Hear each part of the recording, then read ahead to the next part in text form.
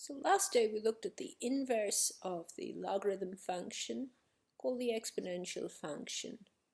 We derived this concrete formula for the exponential function y equals e to the x.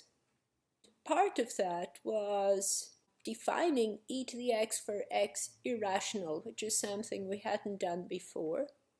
And we defined it using the fact that the exponential function is the inverse of the logarithm function. E to the x is defined as that unique number y so that the natural log of y equals x. This definition extends to all real numbers x. And now we're going to use our definition of e to the x for x any real number to define a to the x for any positive number a, 2 or 1/2 or whatever, for any real number x. So we're going to define a to the x, where a is some constant greater than 0, as e to the x times the natural log of a. And a to the x is called the exponential function with base a. A itself is a constant, it's the power which varies in this function. Note that the natural log of a to the x is x times the natural log of a for all real numbers x and all a greater than 0. We've seen this before as a rule of logarithms where x is a rational number. This definition of a to the x ties in with any other definition you might have seen using limits. Notice that the above definition doesn't apply to values of a which are less than 0. I have not defined something like -2 to the power of e here, but I have defined something like 2 to the power of e. We can derive the following laws of exponents directly from the definition and the corresponding laws for our exponential function. And you see they're very similar to our laws for exponents. We've just replaced e by a here, where a is any positive constant. So a to the x plus y is a to the x times a to the y. A to the x minus y is a to the x divided by a to the y. A to the x to the y is a to the x times y. And a times b to the x is a to the x times b to the x. We can distribute that power.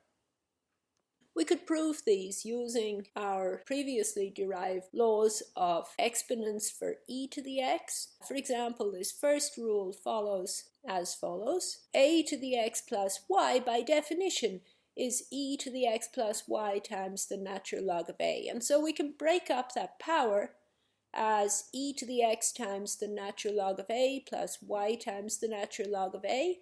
And now by our previously derived rules for e to the power of a plus b, we can break that up into e to the x times the natural log of a times e to the y times the natural log of a. And now converting back to powers of a, we get that that's equal to a to the x times a to the y. So that proves the first rule using our previously derived rules for e to the x plus y. And the other rules you can prove in a similar way. We're going to get some new rules of differentiation, but again, we don't need to memorize these formulas. We can simply use the definition of a to the x to calculate derivatives.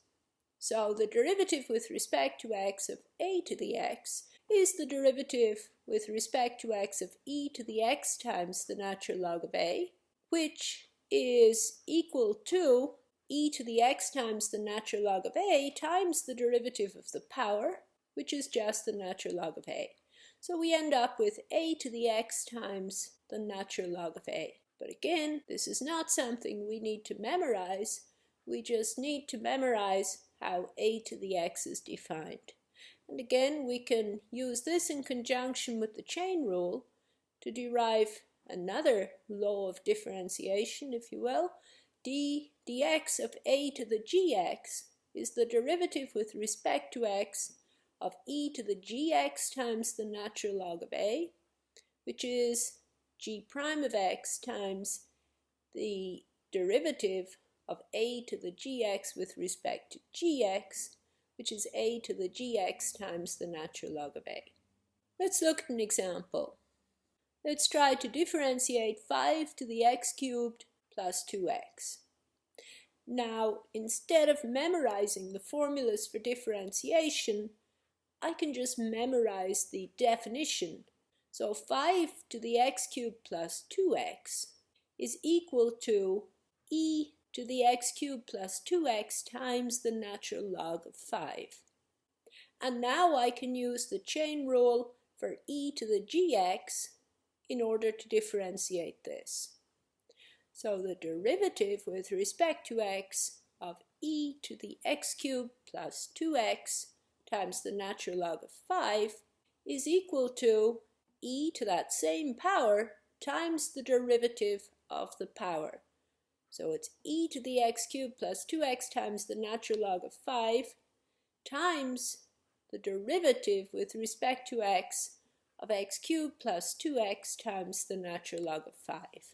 The derivative of x cubed plus 2x times the natural log of 5 is the natural log of 5 times 3x squared plus 2, and now converting the e to the x cubed plus 2x times the natural log of 5 back to its original state as 5 to the x cubed plus 2x, I get that the derivative with respect to x of 5 to the x cubed plus 2x is 5 to the x cubed plus 2x times the natural log of 5 times 3x squared plus 2.